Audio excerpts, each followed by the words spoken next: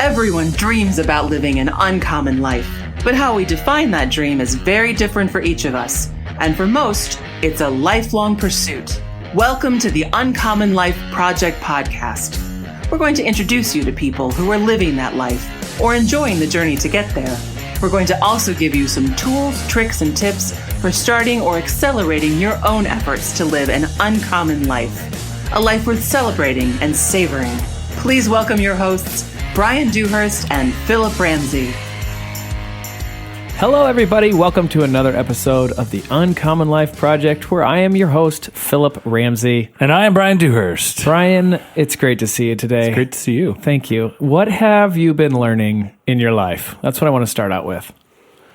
Well, I think, not to state the obvious, but inflation is real. Yeah, that's real. That's real. When you go to the gas pump, you feel that pretty hard. Yeah. Candy bars are a little bit more expensive. Luckily, I've cut out sugar for the last couple days until, maybe 40 days is really all I'm cutting it out, because then it's coming back. I'm coming back hard. So thanks for that. We have an amazing guest on the show today. I'm excited to introduce him. I'm excited to talk through this because, just like your inflation thing, I think it's going to help. And I think this is the thing. This is what I want to promise you, that this will not get boring. And it could be a topic that people shy away from, but not today. And I promise we won't make it boring. And it's Brian and I. And we have another guest. So who's the guest? Let's get him on the show. Let's go from there. We have the one, the only Ryan Garvey, who's joined Uncommonwealth Partners as a financial coach. Yes, he has. Budgeting expert and guru, married, father, and now you're full-time. You quit your job for this, so this is a big deal. He's jumped off the proverbial ledge, folks. And now we're waiting for the parachute to open. That's right. So it's a fun space and time. Yes, it is. Ryan Garvey, welcome to the show. Thank you guys so much for having me. It's great to be here. Long-time listener, first-time guest. Okay. Oh, nice. Wow. That's very nice. Yeah, it's exciting to be in studio with you guys today. I know. These are the best podcasts, by the way. So he is in studio, and so we're excited to jump into this stuff. But we are going to be talking about, I would say, the front line of defense when it comes to your money. Yeah. What is it? Budgeting. Budgeting. Barf in my mouth. All right. The thing that everyone hates. Yeah. And I think I'm just going to start this podcast off by saying Brian Dewhurst is a believer of the I'm all budget. in. You're all in. And that says a lot to me. I would say that I have been better in the past, and I'm going to get back into it. Because Brian Dewhurst is a believer, so I know there's definitely hope and promise there. And we have Ryan Garvey to kind of help my family through this. So let's just start by stating the obvious. You just jumped off the proverbial bridge. Yes, sir. Wednesday was your last day at your other job. It was. The 8 to 5, and now he's on the Uncommon Life. We basically could do a whole show on that, but we won't. And we did do a podcast with Shane Walker, talking about Qube Money. Right. And that's a huge tool that you are going to utilize moving forward, coaching all of your families, helping them get out of debt and start getting traction in their finances. So tell me how it was the last day of your job when you put in your notice. Did you feel like you were on summer vacation, the first day of summer vacation, walking away from school? Yeah, like I was stepping out of a classroom and onto the bus to summer camp. Yep. Yeah, no, it's definitely been a good couple of years of a lot of prayer and just seeking the Lord's will. So for those who don't know, my previous job was in pest control. So I was spraying houses and slaying mouses. Oh, man. I like that. That's my tagline. Wow. Not doing that anymore. But yeah, for the past 3-4 years, I've really just been growing in my interest and passion for personal finance, financial independence. Honestly, your guys' show has been really instrumental in just gaining more knowledge and really growing in that passion. And so I knew, even in my previous job, that not feeling as fulfilled as I wanted in my work and just wanting to wake up and feel on fire in what I was doing and really believe like I was utilizing my skills and my passions and glorifying God in my work and helping people, really making a difference in their life. So yeah, I just want to thank you guys for believing in me, giving me this opportunity, and I'm ready to go full force. Well, if I wouldn't have hired you before, I would have hired you after that. Yeah, I was like, man, I'm in. chills over here From the heart. So I'm trying to think like where we begin. I think what's interesting, we've all obviously being in this business, and I think I said this on the show with Shane, I've tried a number of different things to budget. And I think about the processes we use with our business, because I'm actually more consistent at that than I am with my personal. And, we largely use Excel and our accountant. And, to then do that personally, I think business owners especially struggle with budgeting because you have multiple budgets, right? You have a business budget, you have a family budget. It's daunting. So we've tried a lot of things. And I think what got me so excited is that this system, Qube, actually forces behavioral change. And it basically is digitizing Dave Ramsey's envelope system into the 21st century. Right. You each, husband and wife have their own debit cards. They have their own mobile apps. You can see the entire budget in real time together on your phones. And there is literally nothing like it. Right. Yeah. Yeah. If you think of traditional budgeting tools like a YNAB or Mint or even Dave's very own Every Dollar, which my wife and I, we've been using for the past 3 years. They're good tools, but they are inherently flawed because they're reactive. You're spending your money and then you're going in after the fact and you're updating your budget, if you even do that. Right. And it's very easy to go over every month. And that's what we were doing. We'd been able to establish a high savings rate, but we would get to the end of the month and be like, oh, we went over by $50, $100 in our groceries or our spending money we went over. And so Qube really flips that paradigm because it's proactive. You're creating these spending and these bill cubes, and then you're allocating your money into them first, and then you're just spending from your budget. Yeah. And that's where the power is, really. Right. For sure. Yeah. There are several things. Like, I would say this is kind of like trying to shift, if you're trying to make a nutritional lifestyle change. I hate the word diet, so we'll say nutritional lifestyle change, because I think this has a lot of parallels to that. This is a lifestyle change. Like, if you've ever really wanted to be on a budget but not feel like you're on a budget, this is it, in my opinion. Because I don't really feel like I'm on a budget. I finally feel like my money is being purposeful. And I'm setting the intention of what I want that money to do with my wife. We put the money in there, and then you kind of just do the deal. A month goes by. And so, but it is daunting to make that change. So you've made the change. I've made the change. Philip's in the middle of the change. Can you walk our listeners through some of the key components if you're thinking about this as a change you want to make, we're shooting this early 2022. Yeah, so when you first get started with Qube, the thing with Qube is that you use the Qube app and then the Qube card in tandem. So you're gonna download that app, you're gonna get your card, and then you're gonna transfer funds from your existing bank into your Qube account. And then you set up the spending cubes. So you got, groceries, gas, spending, just money. like envelopes in Dave Ramsey's system. Yeah, we call them cubes. Yep. And so you set up those cubes, and you can set up bill cubes as well for recurring expenses, which is great. And then once you've got your money in there, you just start using it. And, let's say you go to the coffee shop, you get a coffee, you just open up the app, and then I use Apple Pay, so I just hold my Qube card up to the reader. It processes the transaction, and then you get a notification of it, and instantly it's like, boom, your budget is updated. So yeah, all the work is just done on the front end there, and it's super cool once you get a feel for it. There's a little bit of a learning curve, but there is. It becomes natural, and then it's just like super satisfying to have that information updated in real time. And you guys have talked through this because it used to be the envelope system with Dave Ramsey was powerful. Yeah, it works. It totally works. It really does work. The problem is you have to be fumbling around in your bag or your purse or your envelope to get the cash out and then pay it, which is just clunky. And so if you think about the other side of it, which it works, but this is just you grab your phone, you click, the Qube or envelope you want open, and then you swipe the card. You can do that when you're like, hey, I want a large espresso. Okay, they start making it up. You take your phone, click the app, give them the card, and it's done. You don't have to be fumbling with any envelope. Here's another reason why I think it's super powerful. Because at the other side of town, your wife could be using the same or a different card, and she can be using the same envelope, but she doesn't need to necessarily be right there. Yeah. she can use the same envelope by clicking her Qube, Yeah. and it can be debiting from that electronic envelope or Qube. And so that's what's powerful, because there's been times in the past where I'm like, okay, that's valuable to do the envelope system.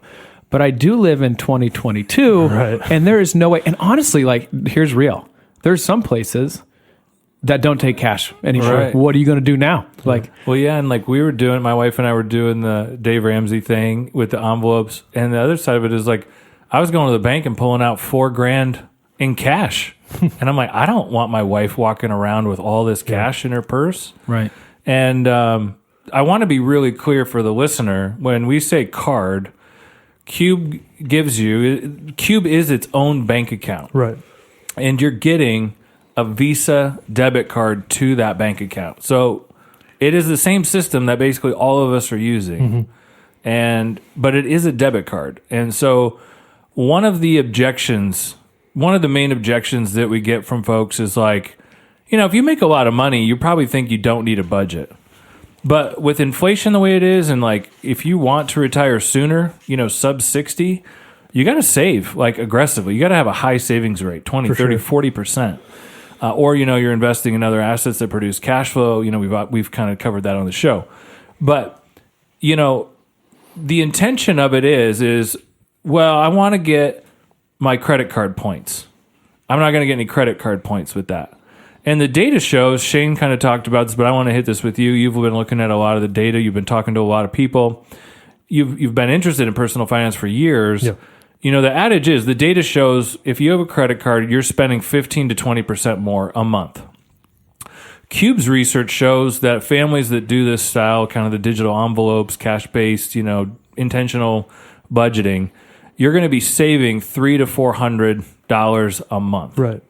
And so even if you're running, and this is, I would say, maybe high for the average family, but let's say you're running $50,000 through a credit card, and you're getting 1 or 2% rewards. Are we talking a year? Yeah, a year. Okay, I was going to say, a year. Who are we talking to, and how do we get those people?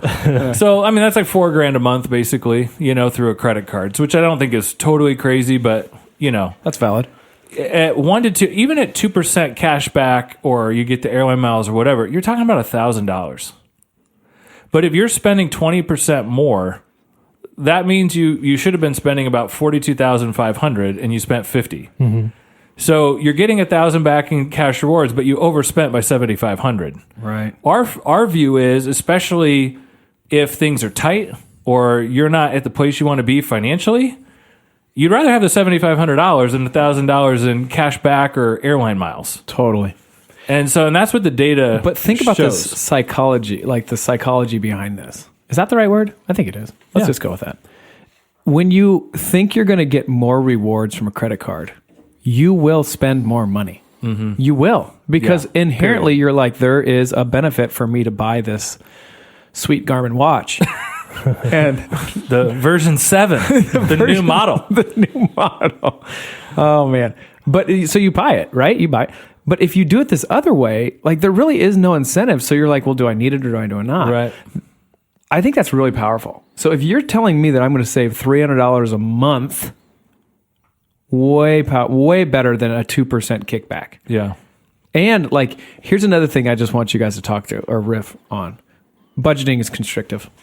Yeah. Come at me, bro. I want to say this because when we were kind of getting to know Ryan in terms of this role and taking this on, he said something that I want to highlight in the show, and then I want you to kind of riff on it, Ryan. But he's like, budgeting feels, or people think it's going to be restrictive, but it's actually freeing. And I was like, that hit me between the eyes when you said that, because I was always that guy of like, I'm a spender. And, I was like, I don't want to be restricted. Like, we work hard and want to play hard. And then, several years go by and you're like, I feel like I should be saving more money than I am, and it's like, I got to humble myself and figure out this budgeting thing. And then, we found Qube, and it was like, this has literally been the most freeing thing for me financially in the last 6 months. So I kind of want you to just kind of share with that, because I think your perspective is awesome.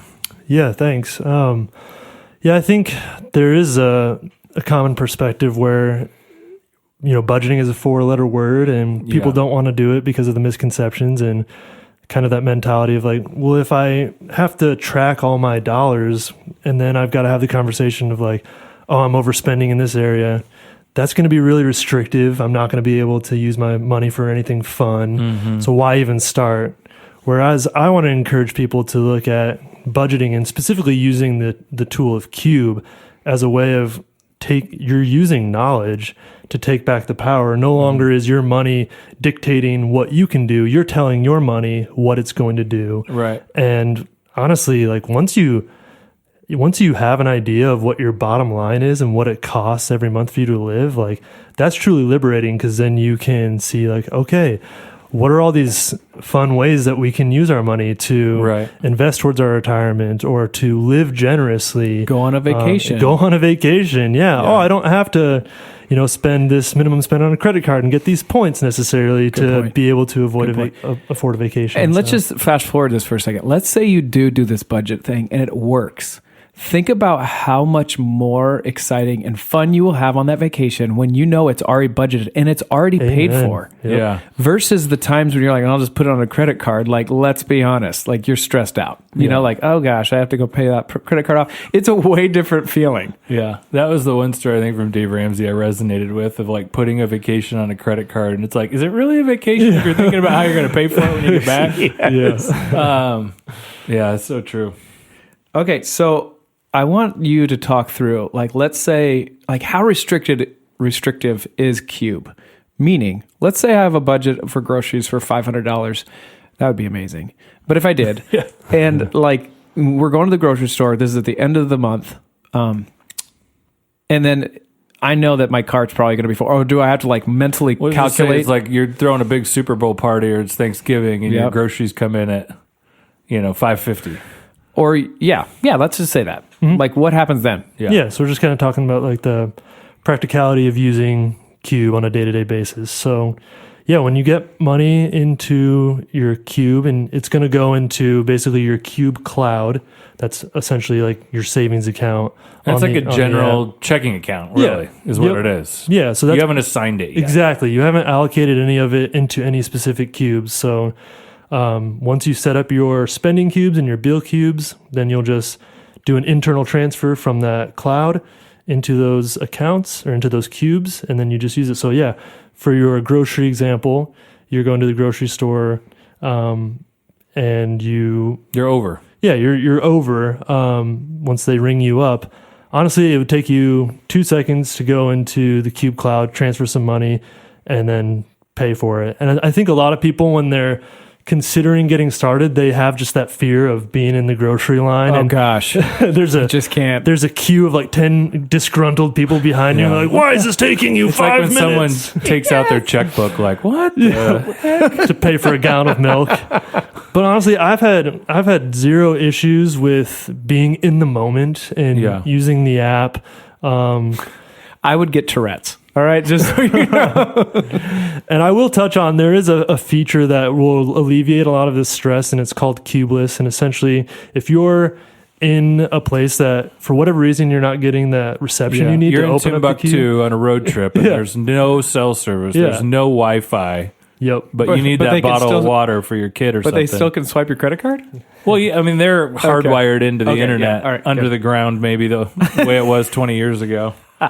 There's no 5G tower over the top of it. Yep. Good point. So Qubeless is a feature that will allow transactions to process up to a specified amount without needing to even have a Qube open. So that removes the worry of having poor reception or like forgetting your phone, and you can really choose what you want that amount to be. I just did that setting. I want to riff on this because this is another one of the big objections to Qube, I think, and this actually kind of makes Qube a little bit more like retroactive budgeting in the sense of like it's just throwing the transaction kind of like in a queue.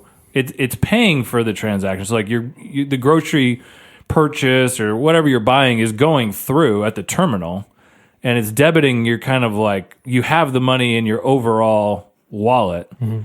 But it's not debiting it from the specific Qube. You're doing that after the fact. Yep. And I did this the other day just because I wanted to play with it, and I was kind of hanging out with my daughter, and so we were going to, go do multiple purchases, kind of like bang, bang, bang, food and clothes and whatever.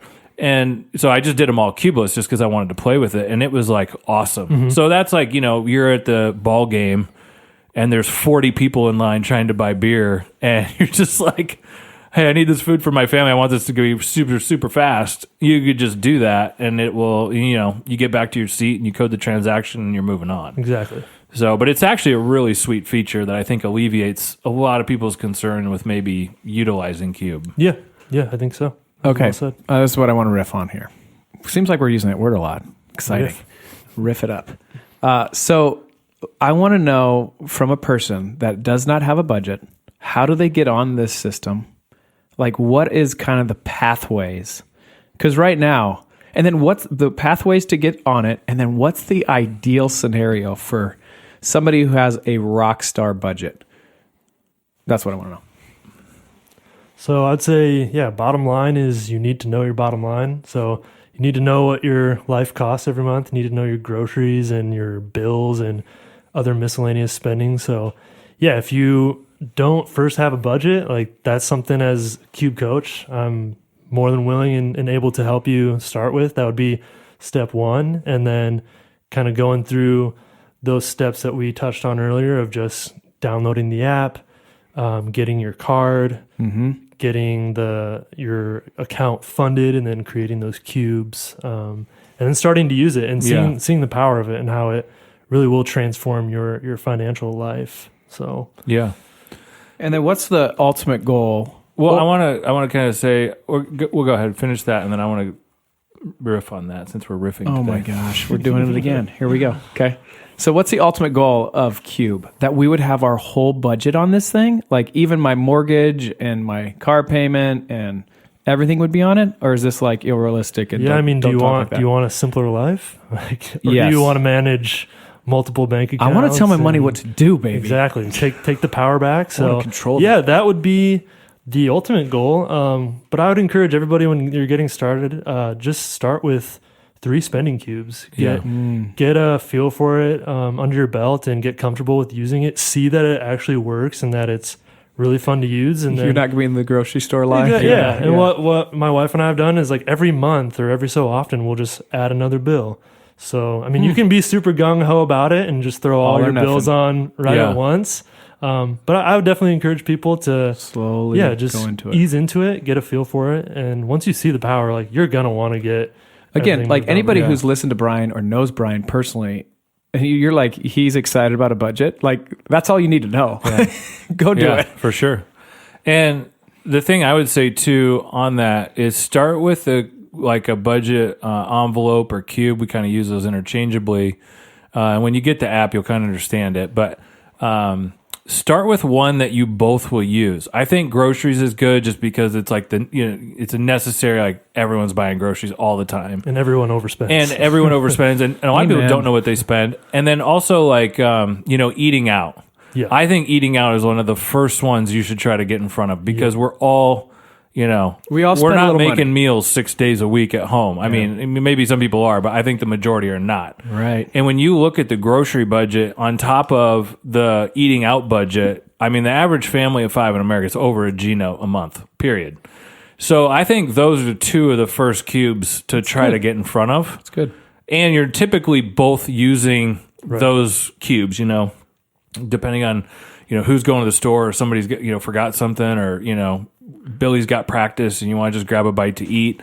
I think those are some of the best cubes. And so then I would say I just got to the point where and if you've read our book, shout out, little plug. First off, thank you for reading the book. Okay, let's start there. It's great. There is a chapter in the book on budgeting, and we basically wrote it with the precursor of getting on Qube. Qube wasn't really ready as we were finishing the book, so we didn't really talk about Qube in the book. But the chapter on budgeting in the book is the legwork to get onto Qube, basically. And so I had my discretionary budget on Qube, but I had all my recurring expenses like utilities, mortgage, all that stuff that's like auto drafted through my old bank account. I actually just met with Ryan, my wife and I, and he helped us get everything. So now like we're running our entire budget on Qube because again, it's a bank account. So everything you're doing at your traditional bank, you can do on Qube. And now it is like, I'm at the next level because now it's like everything is running through one account. And as a business owner and all the different things that we have set up, like I had like 5 bank accounts and it was driving me crazy. And so now I've got it down to almost 2. And so that is the goal, I think, for us. And I'm going to take it one step further. The 2 most important numbers in financial planning of like, are you going to have enough money to retire? Are you going to outlive your money? Is how much do you spend a month? When are you going to die? Those are the 2 most important variables in financial planning. Obviously, the second one, we don't know. But we can dial in the budget. And we've said this on the show before, I'm going to say it again. I would say 9 out of 10 people we meet with, when we ask them what they spend a month, they are off by more than 10%.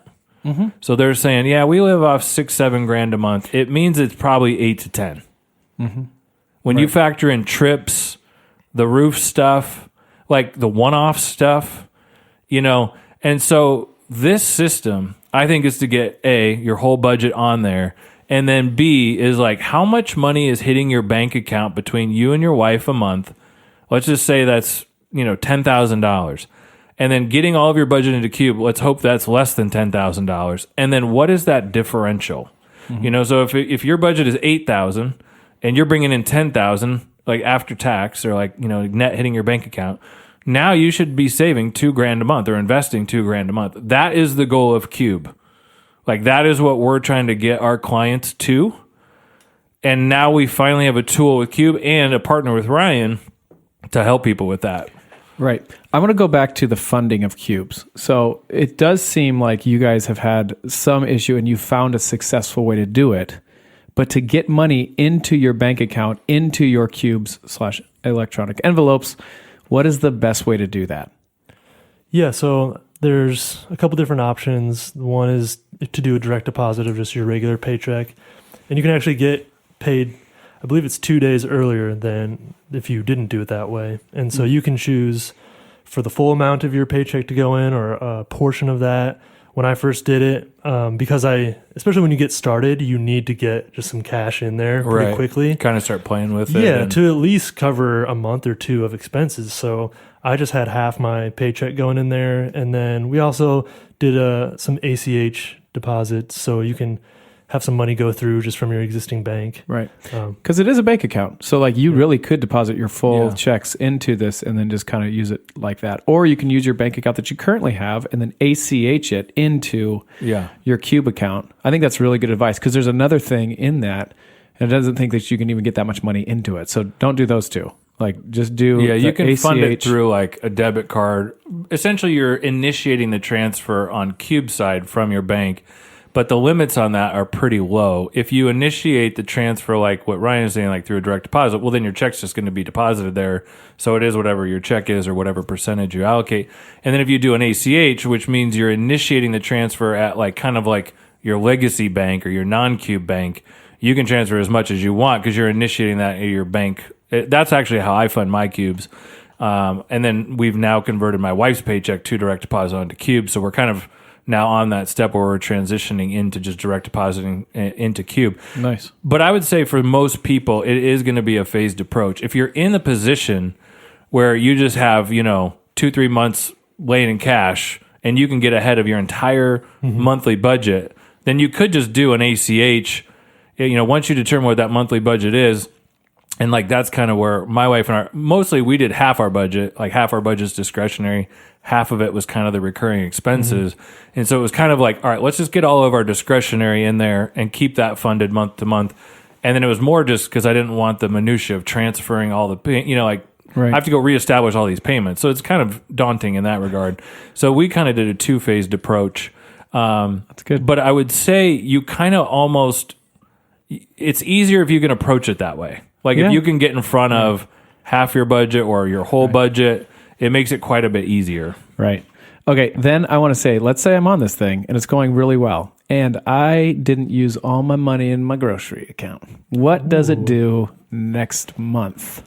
Yeah, so, you could just keep that money in there and repurpose it for next month. I know there are going to be some new features coming where there will be some sweeps that you can set up automatically. So if you've got an investment account, let's say $100 from your groceries remains, you can set up that automatically gets put into that investment account.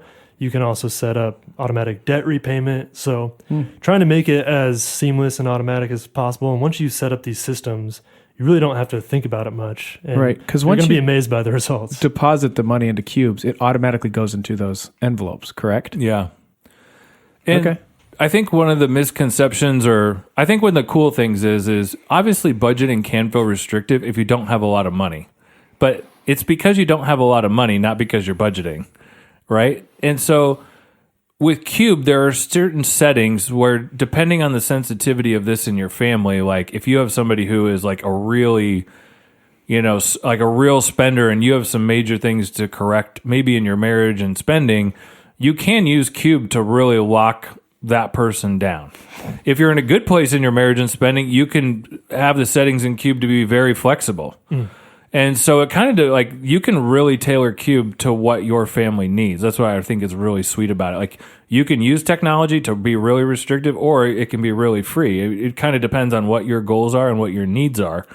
And that's what's really neat. Ryan, you touched on a couple things that we're talking about Qube and basically like the beta version. Like this has been out for about 6 months. The roadmap of what they have planned is really incredible from a budgeting and personal finance standpoint. They're also going to be rolling out kids cards. And so I have 3 kids from teenager to 10. Philip has 3 kids, just right behind my kids in ages. You have 2 kids, a little younger kids. So I think too, the big part about Qube that if you're somebody who is really trying to get a handle on debt, or you're young, married, or whatever, the debt snowball piece is kind of like Dave Ramsey's special. Like everybody kind of knows that about Dave Ramsey. Qube is essentially like building that into the software, right?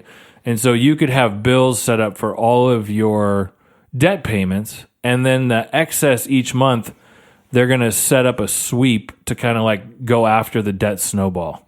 So there's a lot coming to Qube too, for different types of families. Yep. Right. Okay. So I want to talk about this. So Ryan Garvey, you're a financial coach. My wife and I'm not saying me, I'm just pretending. We have a budgeting app. We're not doing very great with it. Would you ever help us work on that budgeting app that we already know, like, and trust? Would you help us help us in that area? Yeah. So as far as like switching over to Qube, or You could switch over to Qube, or, what if they're like, we're kind of comfortable with this one. Can we just help me with this? Yeah. Totally. Absolutely. Okay. I just wanted to make sure. So you are really a financial coach. So whatever you want to do, debt snowball, what is it? I think that's why we want you to help people. One, you're personable, you care, and it's kind of your passion. So yeah, heck yeah, you will. Yep. So that's one. And then the other question I have is, you're just not a budgeting financial coach. Like, let's say somebody's like, hey, we really want to figure out how to get to Florida next year. Like, you'd be a perfect person to be like, all right, well, let's put a plan together. Yep.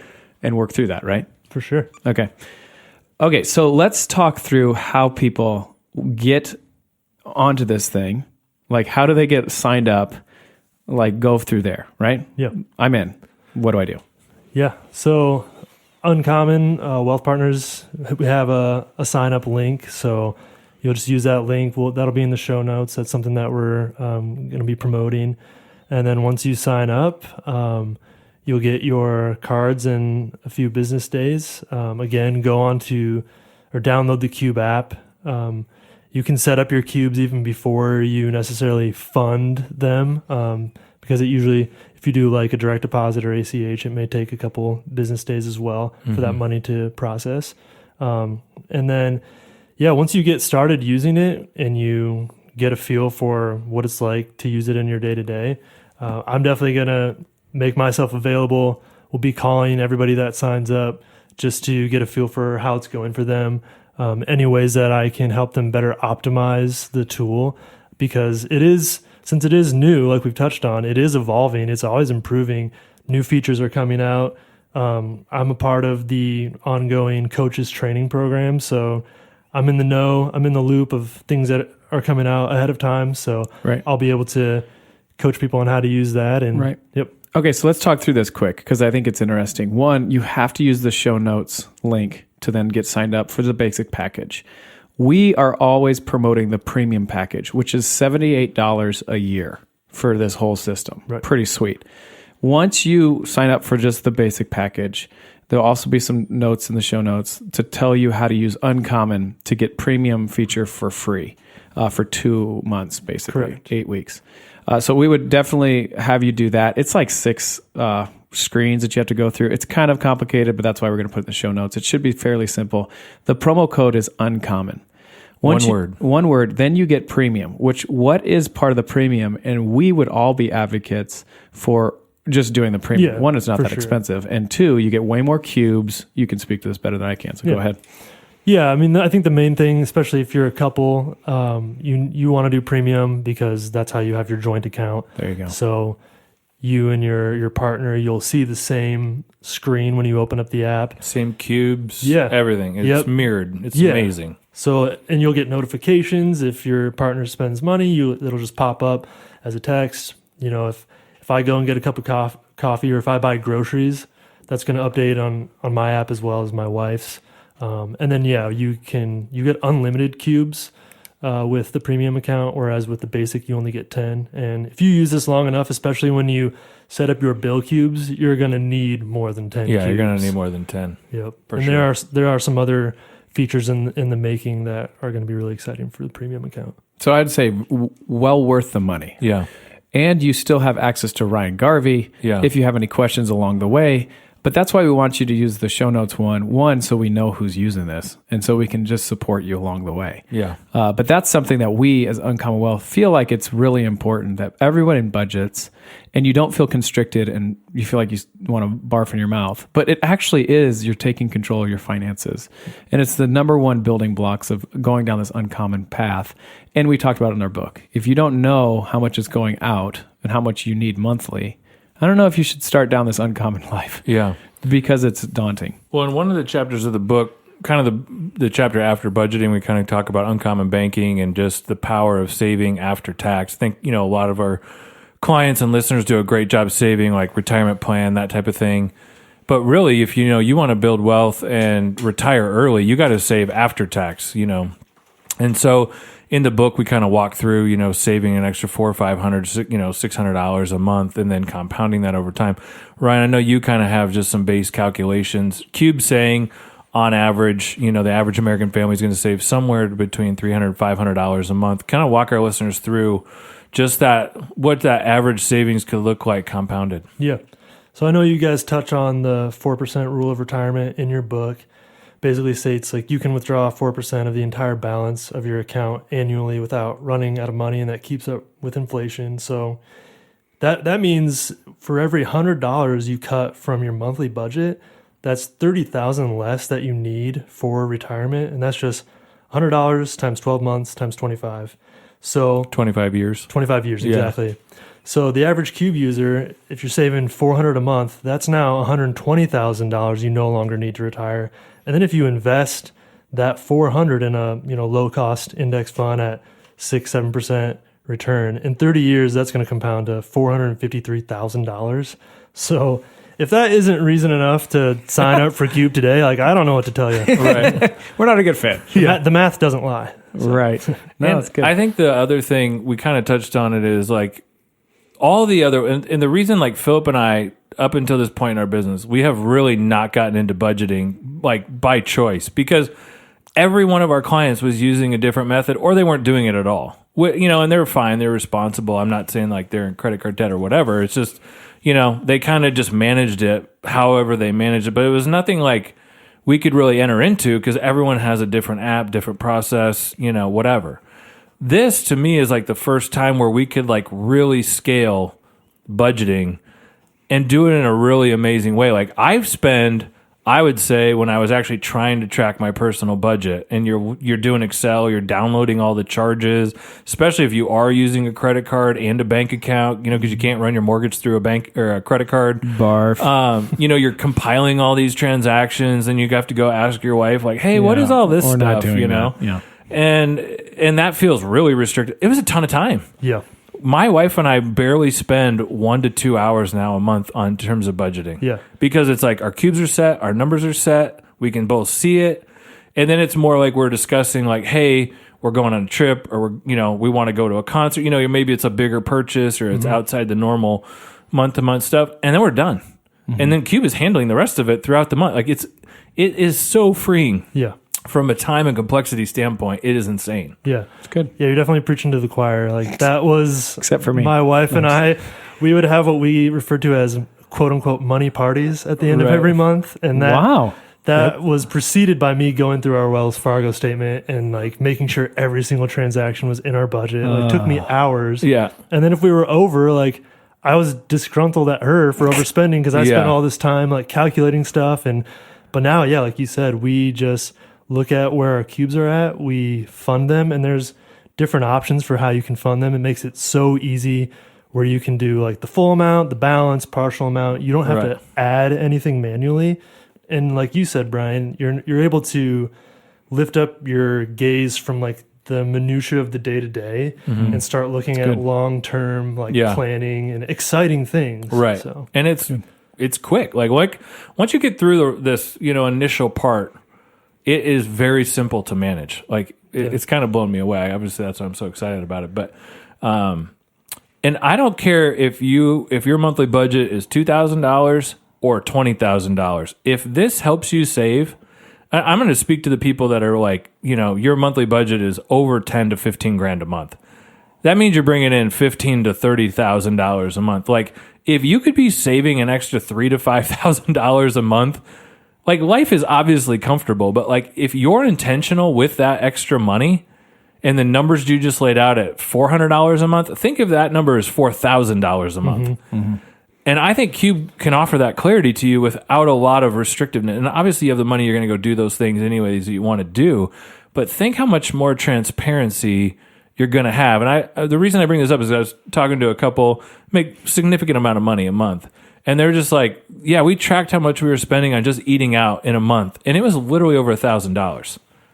And I'm not like beating them up, and they weren't beating themselves up, but it's just like that awareness of like, it took them hours to go figure that out. Whereas if you're using Qube, you're always going to know where you're at once you get started. Right. Yeah. And so anyways, I beat that. Good. I think everybody from Uncommon Wealth perspective, clients as well as friends, should be using this system and be utilizing you, Ryan. So I want to thank you for taking the proverbial jump and helping us try to help people dominate in finances and life.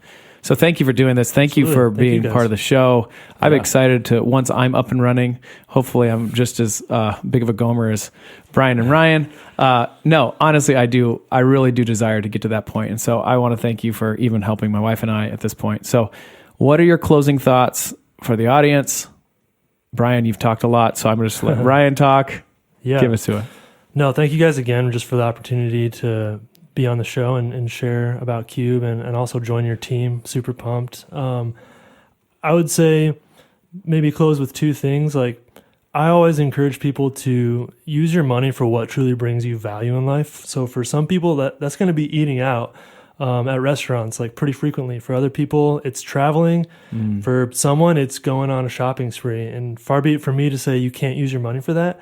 But if it's bringing you value, when you understand and you can see the full picture of what your life costs, then you can actually do that with a clear conscience. You can do it with joy. You don't have to be awake at night and feel guilty about using your money how you see fit.